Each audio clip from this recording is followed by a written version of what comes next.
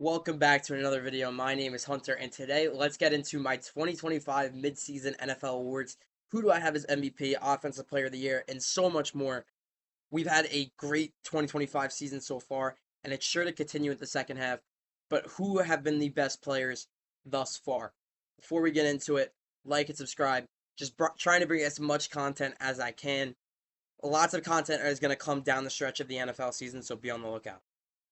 My MVP, I have Drake May of the New England Patriots. Really turned around this franchise in one season with his quarterback play.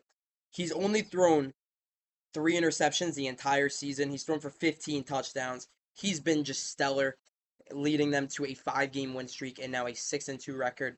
Halfway through the year, they're on top of the AFC East, which has been Buffalo's division for some time now, and Drake May is the biggest part in that change. So I would have to give MVP to him. Just one of the most efficient passers in the NFL. Honorable mentions: Daniel Jones also turned around the Indy team in one season. He would be second on my ballot.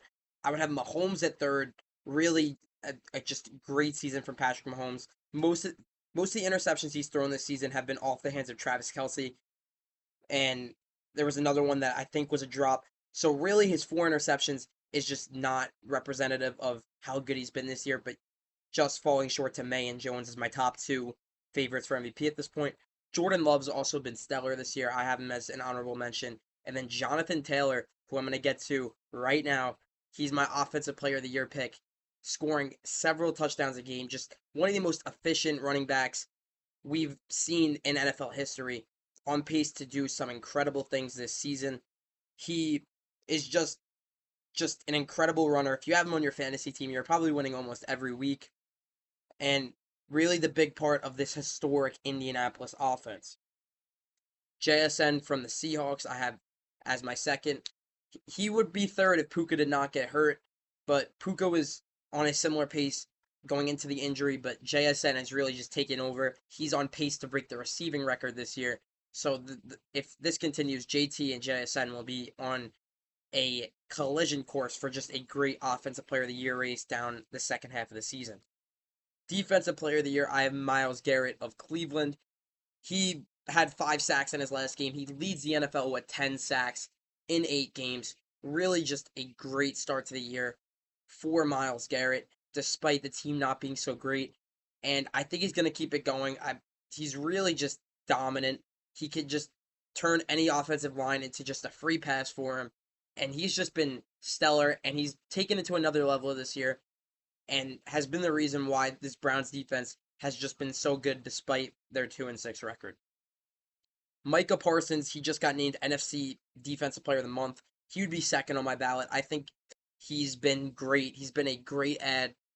One of the top players in the league on quarterback pressures. And Nick Bonito, he got off to a great start. He's tailed off the last few weeks, but just a great player for Denver and leading that really, really good Denver defense.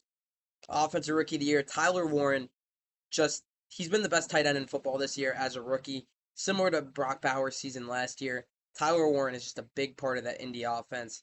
And Tyler Warren is just been the perfect fit.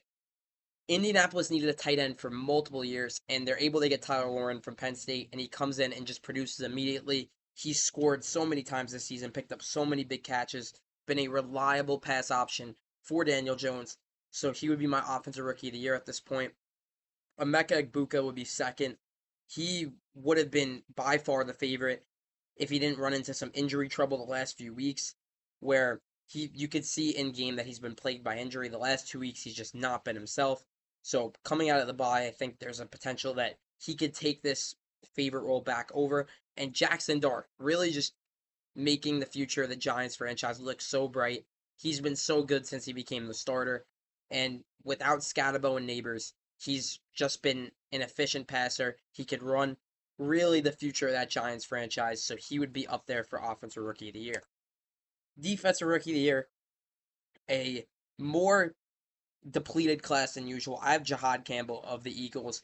Just a good piece of that defense right off the bat. Really fits into that linebacker slot alongside Philly's other solid linebackers like Zach Bond. And Defensive Rookie of the Year, really not much competition. And Campbell, I would say, has been the best defensive rookies so far. I would also put Abdul Carter up there. I have high expectations for him in the second half. I think he's going to really get going, especially if the Giants potentially move off Kayvon Thibodeau. And Nick Emanwari of the Seahawks has stepped in and become a key part of that secondary when players like Devon Witherspoon and Julian Love have been out, and really just keeping that secondary being solid despite it being basically an injury clinic for most of the season. Comeback player of the year, I'd have Dak Prescott of the Cowboys. He's been one of the best passers. The record doesn't really show for how good Dak Prescott's been. He has only really had one bad game, and it was just this past week against Denver where he threw a couple interceptions. But Dak Prescott had just led one of the most efficient offenses through the first half of the season. He's able to find George Pickens, CeeDee Lamb on lots of stretch plays, and really is a big part of Dallas having any chance to make the postseason this year.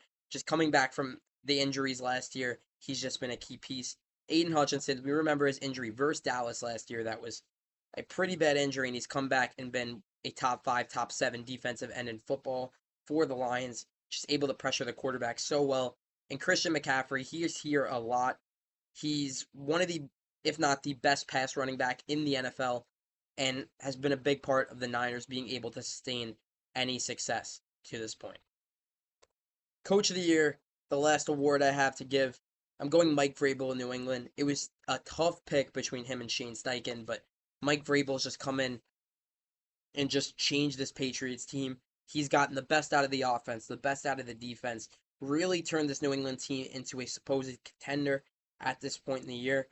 And he was my Coach of the Year pick before the year, and I think that has carried over to now. Just, he's a great coach, should have never been let go in Tennessee, and he's come in and just changed the culture in New England to how it was back in the Belichick days. Shane Steichen would be my second.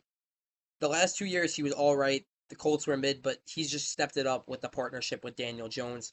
Really just getting the best out of every player on that offense this year. And that's why Indy's so good, is because their offense has just been just turned into a powerhouse by Shane Steichen and his schemes. And Kyle Shanahan, I have as my third. He's just been able to traverse this team through lots of adversity, lots of injuries, and keep them competitive. And that's what great coaches do. Kyle Shanahan is one of the better coaches in the league. He's been a coach for some time now.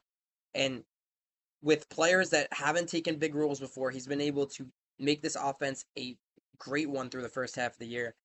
And if he keeps it going and potentially sneaks this team into the playoffs, I believe you'll start to see more Kyle Shanahan Coach of the Year uh, like stuff and just rumors by the end of this season. But that's going to do it for this short video. Just going through who I have winning each award through the first half of the year. If you disagree with me, let me know in the comments, and I will see you for next week's Power Rankings.